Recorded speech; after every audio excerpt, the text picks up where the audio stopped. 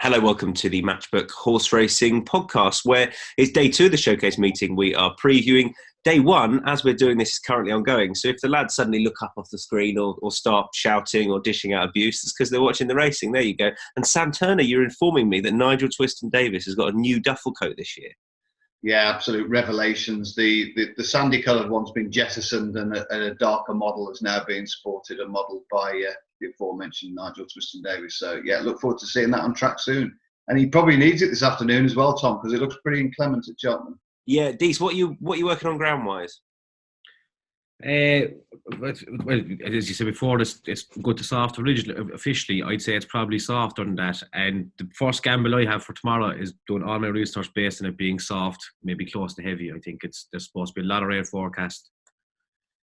So if the rain doesn't come, all of these are going to come absolutely nowhere. So it's positive to kick things off. The 2 o'clock is the Matchbook Betting Exchange Handicap Chase. We're going to do exactly what we did yesterday. We're going to run through the card.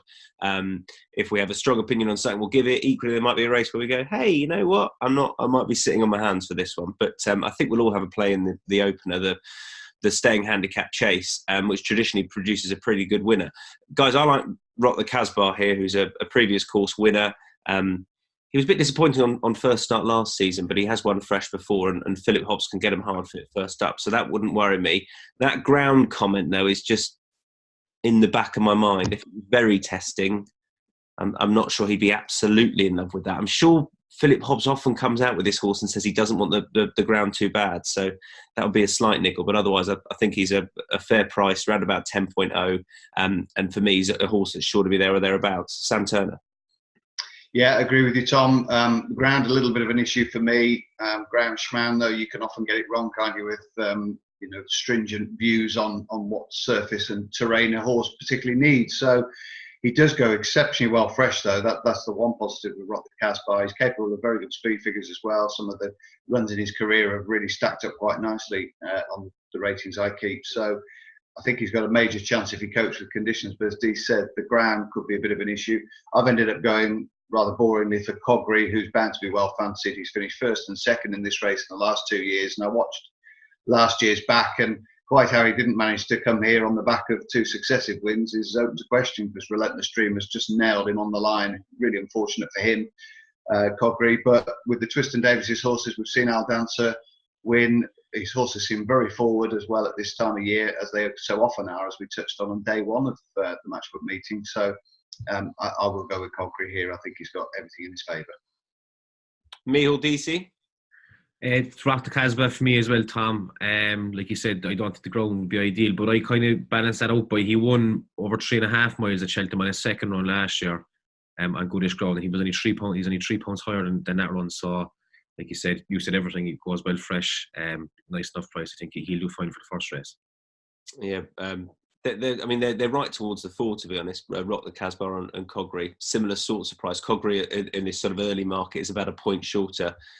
May well go off right at the head of the betting. We've got great course and distance form, so that will be unsurprising. That is race number 1. That's the Staying Handicap Chase. The 2:35 is. I tell you what, this is on paper, it's a good looking race. Sam, that Cheltenham is. I'm not going to side with him, but he's not going to be an easy horse to pass because he is tough as boots, isn't he? Yeah, I really think he's going to love conditions, as will Torpillo, to be fair. He should love getting a dig in as well. He was extremely well backed on filthy ground at Chepstow first time up, and like a lot of Nigel Twiston-Davies horses, it's a recurring theme. Very straight for his reappearance, and literally got the job done very smoothly, as a number of his horses have done. I think I'm just a little bit more tempted by Cheltenham because he's double the price, and he's also, well proven at Cheltenham as well. He was a very honourable 5th, I think, in the Triumph Hurdle, just a place behind Nelson River, who takes him on again today. That recent run at Bath on filthy ground should have tuned him up nicely as well. I know a lot of people were disappointed, not least me, that he was beaten off a mark of 66. He looked a moral good thing, didn't he? But just didn't pan out that way. The 3 of them pulled well clear that day, and it was a good blowout for him. And we've seen with a lot of the Nichols horses, they are just a gallop short. They just seem a week or 2 behind everybody else's. It's a long old season, and that's no major problem. But as you saw at Chepstow 2 or 3 weeks ago, a lot of his horses just look as though they needed the run. And I think the ones that are winning at the moment are winning probably in spite of being not quite straight. So Getaway Trump, another case in points today. So we are seeing that their horses are going to improve for a run. He's had that little blowout on the flat 11 days ago. That should set him up nicely here. And I think if he's anything around the sort of 5.5, 6 mark, I'll be back in winning place. Dees, where are you looking? I've gone for Torpillo, Tom. I was very impressed with him on his season reappearance. I think he was giving away a lot of weight and he couldn't have won it more impressively. He started, like, his first 2 runs last year were brilliant and then it just tailed off, and I'm kind of hoping he'll do the same, but it's not great tipping a favourite. But Twister, he's got his horses going well. He's just after winning with Al Dancer and he'll enjoy the ground, so I think he's a decent favourite for this, and I'll be sticking with him.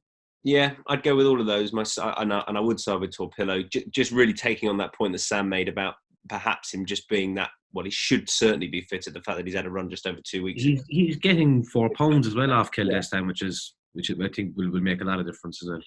It's just the slight niggle. The reason, on the face of it, that as the prices as they are currently, Torpillo, I could sort of half argue he should be shorter, but there's that little blowout run at the festival which just niggles me ever so slightly. It's not a bad little race, this either. I mean, Nelson River I thought was really good value for his course win when it came last year.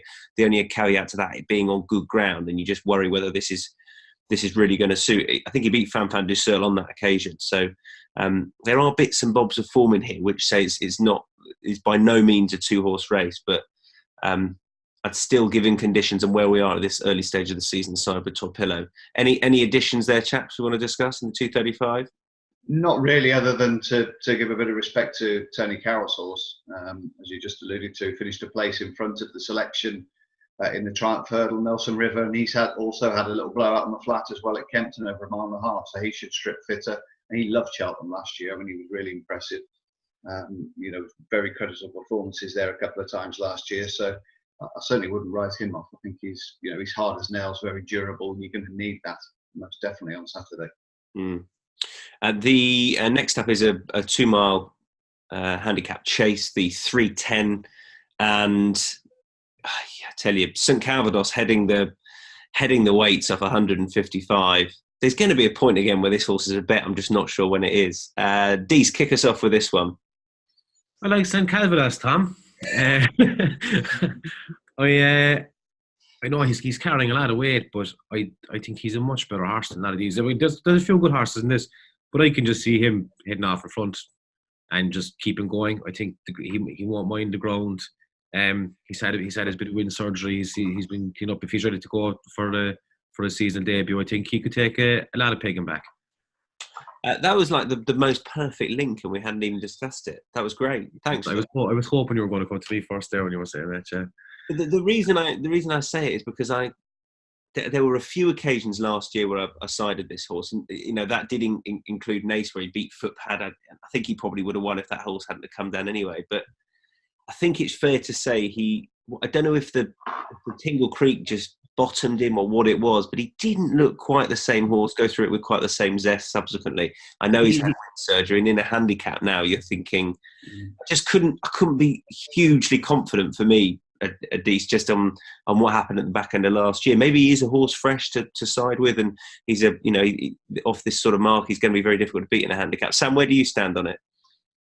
My slight concern, like Dees, he was my starting point. I know he's at the top of the weight, so you'd say that, but I like that angle where you've got the graded performer, conceding weight to handicappers. I do normally look for something like that, the class dropper.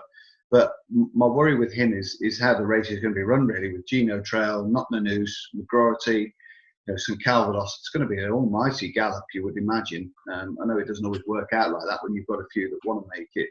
Sometimes you find a couple take the medicine and sit off the pace, but it does look as though there's going to be a good gallop on here. And that's my slight concern with St Calvados. We've been there before with him a little bit, haven't we? Where he's gone off like a bat out of hell, and unfortunately he has had nothing left for the closing stages around Cheltenham. I prefer him myself on a flatter track, in a smaller field where he can dominate and just put him to the sword with his jumping. So I'm going to have to swerve him here. I do think there's a fair bet in here, and it's the veteran. I've always got a lot of time for the veterans. Duke of Navan. would be the one for me. He was beaten off this race off the same mark 12 months ago, win 20-1 by Modus. It could be a case of history repeating itself when Brelin Dar comes alongside him and beats him a short head here. But I do like the fact that he goes very, very well fresh. I think his figures after 6 months or more off the track read 1-6, 1-2, 3-2. Ryan Day gets on particularly well with him. He goes very well in October. He doesn't mind a bit of cut in the ground, and he loves a mother and father of a gallop to run at. And I think that's going to be absolutely teed up and perfect for him on Saturday afternoon. So I think anything, sort of between 8 and 10 on the machine, I'll probably back him, win and place, and hope there's a good pace collapse. That's exactly how I was approaching the race personally, hoping for a pace collapse. It really doesn't always work out like that, as we know. No. You can see lots of horses going forward. You see it on the flat, and we see it over jumps as well. And all of a sudden, those out the back, and you think, oh, good, mine, as expected, patiently ridden, and then they never get into it, and that's that. But I thought Do It for the Village was a fair old price, around about 11.0, who should sit off them. He's nearly the veteran in there, isn't he? He's a year younger than... When you were talking about the veteran, I thought you might be going for Do It for the Village, but I suppose he's only 10. He was definitely one I looked at, Tom. I do agree with you. I thought the race could play to his hands a little bit as well. I think he'll sit off them. He's won on soft ground before. I wouldn't want it to get really testing necessarily. And he, if anything, he looked last year as though he's a course and distance winner, of course, but he looked as though he might want a bit further. So I'm just hoping this sets up for him to come and nick something later on. I thought it was a fair old price. And you mentioned Brelin Dar. There was something about Bryony in this horse which just seemed to get on. Yes. Maybe the horse has turned a corner, I don't know. But that was of course, that is, it's absolutely nothing against Barry Geraghty at all. But there was, I'm quite cautious now about horses who Bryony had a really good relationship with last year. Maybe that was, I don't know, maybe that's because of our media and the sort of stature or the level we put her on. But for me, that there was a bit of that factor with this horse, perhaps. So totally agree with you, Tom. He just seemed to relish her handling really a little bit more than Barry Geraghty's, and horses do sometimes, don't they? I do know that the Brelin Dar is very fit, and this has been the objective from early seasons. So, whereas you've been a little bit confused with how some of the Nichols horses have gone up to this point, I think he's been trained for the race, so I don't expect him to need much fitness-wise. Right, the 3:45. It's a tough day, lads, isn't it? This one. I mean, there are a lot of bets going to go up, but I mean, it is a tough Saturday at Cheltenham with the amount of runners we've got, and this looks an absolute cracker. The Pertemps qualifier, this 3:45. I think it's the first Pertemps qualifier of the year. Who wants to kick off with this first of all? Sam, go on. I'll throw it over to you first up if you don't mind. Okay, I'll be brief. I'll probably look to have a split stakes approach. And again, as a common theme throughout the afternoon, really, with Coggery and Duke of Navan, is horses that ran well at this meeting 12 months ago, are represented here. With the clock is ticking. He was fourth in this race last year behind Sykes, who I did put up actually as a selection last year, and he got nutted on the line by Nick Gifford's horse. The clock is ticking. Has had the wind operation since running a little bit disappointingly at Warwick over fences, back over hurdles, £6 lower than 12 months ago when he ran quite well. The one reservation with this horse is that he's often sent off favourite, so obviously does a fair bit of positive things at home, but doesn't quite live up to it on the track. So that is a little bit of a concern. But when you look at these races, those in and around the 140, 145 mark will want to qualify for this and not necessarily win and pick up £5-6 extra going forward, because that would make them a difficult proposition for them to go and win the finale of this in March. So I like to have a good look at the horses that perhaps need a win or two to get into the race. And the clock is ticking, obviously qualifies on that sphere, given that he's rated 132. I can't resist having a little bit each way on Sykes as well. When he's had 100 days off the track, his course stats read 2-2, 4-2, 1. He's going to be about 16-20 to 1 as well. So I'll have a small each way play on him, win and place. And probably the clock is ticking will be a slightly larger wager. Yeah, and you might be able to hopefully get about 21.0 with Sykes as well, as you say. The clock is ticking. It's going to be a fair bit shorter, single figures, but a bit more fancied. We're going to end up sticking up about 10 different horses for this. I know we are. I've never been to Paris for me as a horse who I think could have a really good season. Bryony Frost back on looked as though wanting stepping up in trip last time. I remember when this horse won at Ludlow for previous connections, and they had done the perfect job on this horse. We know how the handicap system works, and they'd done brilliantly. And he duly racked up a couple. And then I think it's interesting. He's with new connections. I think Harry Whitten's going to progress this horse off from a mark of 128 this year. The caveat is the ground. And if it's very testing, that's going to be a worry, because I don't think he does want that. So you might just, if times are indicating very testing ground, it would be a lesser stakes wager. But around about 11.0, never been to Paris for me. Dees? I went for a horse that finished behind, never been to Paris last. I went for Gunfleet. I was looking at our Chepstow. It was very well backed on the day. I was backed into favouritism, and just watching the race back this morning, it never really went right for him. He was kind of caught wide. Just, even coming to the last, he was like 10 lengths off.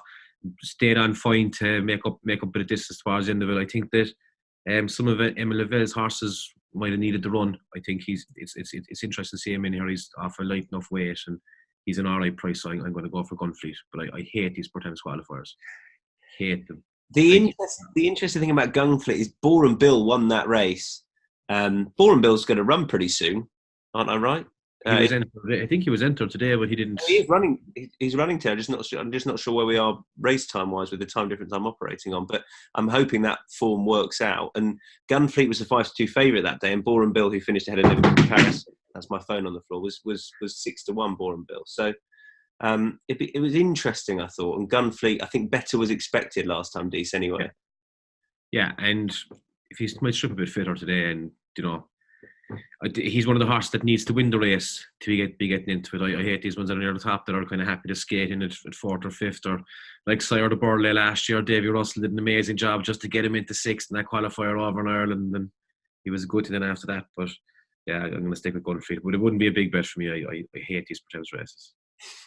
Do you know, I had a really interesting chat with Dennis O'Regan. He came in to do some Jets media training work, what they do with RMG at Racing TV, and we were talking about the Pertemps qualifiers, and he was echoing exactly what Jessica Harrington says about if you're going to get in, you half want to send one over to England, because you've only got 2 or 3 options in Ireland, and you've got 18, 20 runner races, and they are nigh on impossible. And Jessica Harrington's horse, she sent over one at Huntingdon and then went and finished third in the thing, and in the Pertemps itself. They are, I think they I hate them over here to an extent, but in Ireland they're even harder. So yeah, they are. I wouldn't even look at them. Like, they're just whatever. If I get rid of a race from the festival, that'd be the one. No, you come on, Sam. We love the Pertemps itself. Though it's all about the plot. It's all about trying to work out what's being campaigned how. God, why is it? Anyway. It's encouraging cheating, Tom, isn't it? That's what you're saying. This is, he's very straight, and he just wants everything above board, and may the best horse win, Dees. It's a very simplistic and an admirable way. That's it, Tom, and that's probably unusual for a fellow who from Ireland and the Irish racing is well known for these sneaky ones. Like, but no, I just say there's one word that comes to mind with DC. It's honour, isn't it? Among thieves. Yeah. Right. Never heard that before, Tom. Thanks, though. Before is a good-looking novices hurdle, and it was 2 years ago. The horse I put up to follow for the season was called The Butcher Said. He was with Warren Greatrex at the time, and he had showed a lot at home. He didn't show anything out on the track. 2 years later, he's showing what a good horse he is, and he may well had the betting for this. And I think the key has been having his wind done and having his breathing fixed, because he now looks a proper animal. He's got a bit to find on ratings with some of these. He's got to give weight away as well. But he was my starting point for the race. Again, very testing ground would be a slight concern, but I think he was the most interesting horse in the race. I'm not saying I'm definitely going to have a bet here, but depending on what price some chaos goes off, he could be very interesting in this sphere. I think just dominating and getting on with things here, back over hurdles. He was interesting as well. So, but the Butcher Said was my starting point. I'd want to see a market develop before I had a play. Sam, what do you think? I thought for a Cheltenham novice hurdle, it was abysmal, this race, because it looks a stepping stone to the Welsh National for the Ramses de Tilley and even some chaos, neither of which have got a great first time out record. Noble Glance is rated 111, and then you've got McGilligoley and the Butcher Said.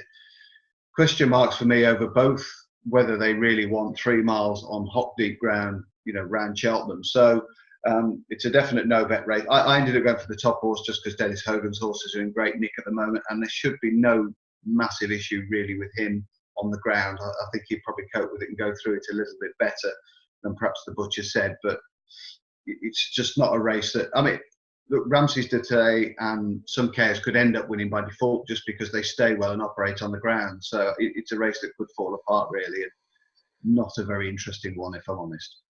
Okay. Dees, are you having a play in this or sitting it out? I sit it out. The only little note I had here was if I had to back anything, it would be Ramsey de because he will stay in and he won't mind the heavy ground. But like, you have 2 handicap chasers running in this, like it's a bad race. It should be renamed the Grand National Trial, this race, I think. Yeah. I mean, the Butcher Said he's A1. I spoke to some connections this morning. It's been the plan since Newton Abbott. They're very happy with his training coming into the race and his preparation, but the ground is going to be a complete unknown for him, really. He might well go through it and lag it, and hopefully he does, but it'll definitely be a watching brief for me, I think. As we've said, if they're a watching brief, we'll be honest about that. We're going through all 7. We're not going to put up something in everything, and this is a shape of the race for me. I'd want to see a bit more of a developed market before getting involved. For all it'd be between the Butcher Said and some chaos, but I'd probably sit it out. The 4:55 is a good-looking novice chase. Dees, you kick us off on this. I thought this was a tough race as well. I kind of went settled down to about 3 or 4 of them, but I decided to go for a bigger price one in this, and I'm going to go for Slate House. I think he went. That's yours as well, Tom. He's a big price. Honestly, I'll come to why. Go on. Oh, like the last time he won, was winning at soft ground at Cheltenham in 2017, and he's never hit those heights again. He was, I think he went into everyone's notebook that day. He beat Somerville Boy that day, who went on to win the Supreme. I think maybe that novice chasing might sort him out. Like I said, no, I as well as I said at the start of this, I did all my work for this based on that it'll be heavy ground. I'm not sure all of them will kind of enjoy very soft, heavy ground. I think he will. It'll be fine for him. If the wind surgery has got him going, he could be. He could easily run into a place. So he'll probably have a small win bet, a small place bet. But this will be a watching brief for me in this race. I think there'll be a few good horses come out of this. Well, I'll start with Secret Investor, who I watched at Wincanton last year and kept finishing second to Bag's Groove, I think it was. And I thought we were both there. We were. I was just trying to process that. And I think we both thought, this is a good horse, this Secret Investor. He was beaten by a sharper, better horse on the day. But he really started to show his worth at the back end of last season. I think he might turn out to be the best of these. But at 3.5, where are we with him first start of the year is my slight concern. Now, a horse like Slate House is a bigger price. The meeting at Wincanton I was at a couple of weeks ago, there were a few Colin Tizard horses there who improved massively on their first starts of the season over fences. And this horse, I remember thinking he was a good horse a couple of years ago. So where we are at the moment, the 17.0 about him and possibly going the place market would interest me up against a Secret Investor for all the horse. Probably on the day I'm most looking forward to seeing is Secret Investor. I'm just not sure he's a bet at that price for today. Do you think we'll see him, Tom? Do you think he'll run? Who? Secret? He was pulled out the other day when the ground went, wasn't he? And I just wonder whether we're actually going to see him again. That could be it. I wonder whether this race will fall apart really, and whether you guys have sort of, hit on the right strategy is to perhaps back a couple of big prices like Slate House or even Garreau de Julie, who's had that little spin round Chepstow in the warm race won by Flash to Steel. There's a couple that are short in the market here. They'll probably finish 1-2, but Whatmore didn't jump like a complete natural when he was well odds on his chasing debut. And Top of the Cotswolds has done a lot of winning through the summer and sort of accumulated a rating of 142. But whether today's or Saturday's conditions are going to play to his strengths or not is open to question. You could say the same for Go Another One as well, who probably wants better ground. on what we've seen so far. So I wonder whether there might be one or two non-runners here, and if you could get a reasonably early book on and get onto the exchange early, and perhaps nick a couple of prices, you might be sitting in a good position come 4:55 when the ground's chewed up and connections are thinking, well, let's save our chance for another day. So if you can get a runner at a nice price, the likes of Slate House, you would imagine would run. He's got plenty of experience. He's had the wind up. He's got course form around Cheltenham, as you've alluded to. Gareth Azuli is probably a little bit interesting for me. And even Dead Right, I just wonder about the ground a little bit with him. If he copes with the very soft ground, I think he'd be a player as well. So be a race I'll probably just throw a few quid at one or two bigger prices, down towards the foot of the betting, really. And just a wider question, Sam, just from what you mentioned on the Nichols horses, perhaps if they are just improving for their run, would this be an example of a horse you'd want to watch first up, or perhaps one earlier in the day and just see where they are? Or are you quite comfortable they all are going to come on a bundle for their first starts, whether they win or not? Well, they've had a few first-time out winners, haven't they? I mean, they've not all needed the run, and I think it's dangerous to set a precedent where you just completely put a line through all of them and think, oh, that'll be better next week. I do think they'll all improve, whether they win, lose or draw. I'd only want a really back secret investor as well. I just prefer him on a decent track, like a flat track, 2.5 miles, a Kempton, a Wincanton, an Ayr. Those are the places for me that he's shown his best form. With Cheltenham going to be riding like a bog on Saturday afternoon, I just can't see him being to the best of his ability or that effective on under those sorts of circumstances. So he'd just be one, even though he's a classy horse and he's got some tremendous form over fences and as improving and look progressive this year, he's just not one that I'd really want to side with those conditions in mind. Who's got a bet in the bumper? Not me. Peace, you're the man. Come on for the bumper. You've got any back bumper horses. If Patrick Mullins is riding it, Nina Carberry and maybe Lisa O'Neill if I'm stuck. Did we all go through? Did we all English bumpers are just that. Did we all go through the first 6 races and then get to the bumper and go, I hope somebody else got better for this one? I think if you're betting on the bumper, things haven't gone well for you. You should just go and have a pint and get the early bus home or something. Is there a method of looking at connections, what they're throwing out? Given, I mean, in recent years, it is the connections who you might think have the more forward bumper horses who. Paul Nichols has got quite a good record in this bumper. But the vibe I'm getting is that Barbados Bucks is going to be a lovely, lovely horse going forward. But is he necessarily going to be sharp enough to win a bumper around Cheltenham? I've sort of been up and down here because obviously having to tip for the paper. I mean, time flies by. Could be a very short price. Come race time, you just don't know. Barry Geraghty, Nicky Henderson, JP McManus. I've ended up putting up a horse called Mustang Alpha, who Connections paid 135,000 for out the point field. Jamie Snowden's horses, he's done really well with them, so far this season. They're well forward. I just wondered whether that might be a big price and he might go and run well. He's got a bit of experience. They've obviously paid a few quid for him. Tom Malone bought him for Connections. Max Kendrick takes a ride because I think the horse is owned by his family. So I've just taken a bit of a chance that he might build on what he's achieved so far. But it was a race where I couldn't really find an angle in, to be honest. Knew we'd get something out of you. The 2 horses just on Connections, yards that tend to have forward bumper horses. I thought Mustang Alpha for those reasons that you said, given that Jamie Snowden really the last sort of 18 months or so has had some pretty good bumper horses first up. But again, I'm not saying I'm going to back him. And the newest one has to be of interest. Yes. The yard, and given the fact that he's closely related to the new one, so they're the most. I have £10 more going into this national hunt season because I have the new one to back in the champion hurdle. It's been a regular occurrence ever since he won that Ballymore, and then he got denied the following year, which he should have won. I'm with Twisty on this, but he should have won that year. And every year since then, I've had a bit on him this year. Maybe I'll put that tenner on the newest one tomorrow and see how that goes. What you are afternoon. You are going to get a £10 risk-free bet because we did this yesterday. So we're going to give that to Sam and Dees. I mean, it's imaginary for you guys, let's be honest, but everyone else could get one. A £10 risk-free bet, which is for new customers only at Matchbook. If your first bet loses, we'll refund your stake up to a maximum of £10. The bet must be placed within 7 days of sign-up. accumulator bets do not qualify for this promotion. You must be 18 plus. Go to offer.matchbook.com or click on it if it's on your come up on your screen. That's where to go.